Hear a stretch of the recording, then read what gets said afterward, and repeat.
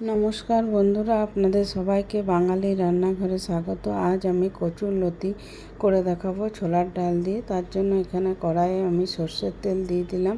এবার তেলটা গরম হয়ে গেলে এর মধ্যে আমি একটা মিডিয়াম সাইজের পেঁয়াজকে কুচি করে রেখেছিলাম, সেটা আমি দিয়ে দেবো। পেঁয়াজটা দিয়ে দেবো আর সঙ্গে 2-3টে কাঁচা লঙ্কা মাঝখানটা কেটে দিয়ে দেবো।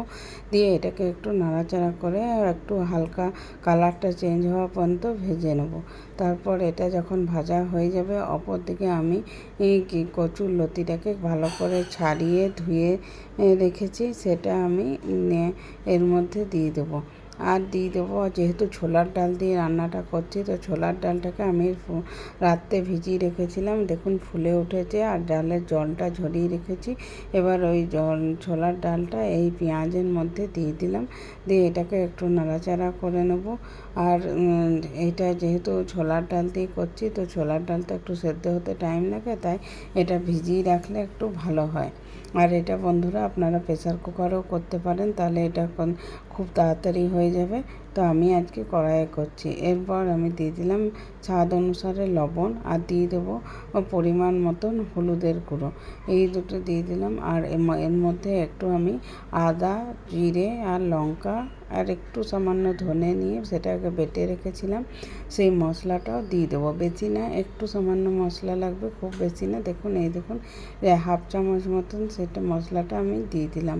দিয়ে এটাকে একটু মশলাটাকে কষিয়ে নেব সব কিছুর সাথে। তারপর যখন মশলাটা থেকে একটা সুন্দর গন্ধ বেরিয়ে আসবে, তখন আমি কচুর লতিটা দিয়ে দেবো। তো বন্ধুরা, একবার এইভাবে করে দেখতে পারেন, এটা খেতে খুবই সুন্দর লাগে। এই দেখুন কচুর লতিগুলো আমি ধুয়ে রেখেছি কেটে। এবার সেটা আমি দিয়ে দিচ্ছি। দিয়ে এটা দিয়েও একটু নাড়াচাড়া করে ঢেকে রেখে দেবো 5 থেকে 7 মিনিটের জন্য মিডিয়াম ফ্লেমে, যাতে মশলাটার সাথে এটা খুব ভালোভাবে একটু কষানো হয়ে যায়, তার জন্য। তো এবার দেখুন সব কচুর লতিগুলো দিয়ে দিলাম। এবার এটাকে নাড়াচাড়া করে এটাকে ঢাকা দিয়ে আমি রেখে দেবো। তো এটা কচুরলতি অনেকভাবেই করা যায়, তো আজ আমি আপনাদেরকে এইভাবে করে দেখাচ্ছি। তো একবার হলেও বাড়িতে এইভাবে ট্রাই করে দেখবেন, আশা করছি খুব ভালো লাগবে।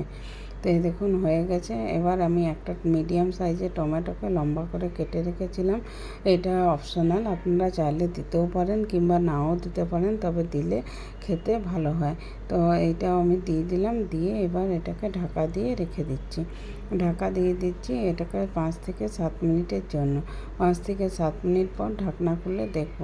দেখুন 5 মিনিট হয়ে গেছে। দেখুন অনেকটা এই জিনিসটা মজে গেছে, নরম হয়ে গেছে। এবার আমি এর মধ্যে স্বাদ অনুসারে যতটা পরিমাণ মতন জলের দরকার ততটা জল দিয়ে দেবো, যাতে কিনা ডালটা ভালোভাবে সেদ্ধ হয়ে যায়। এই জন্য আমি মিডিয়াম ফ্লেমে রেখে 15 থেকে 20 মিনিটের জন্য এটাকে চাপা ঢাকা দিয়ে রেখে দিচ্ছি।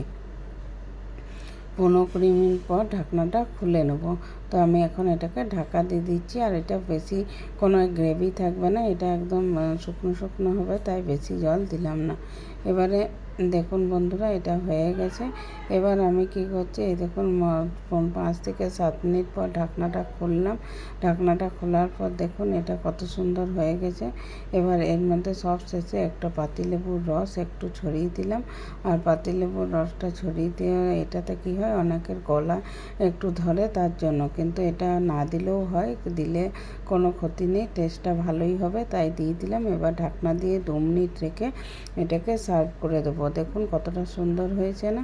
এবার দেখুন এটাকে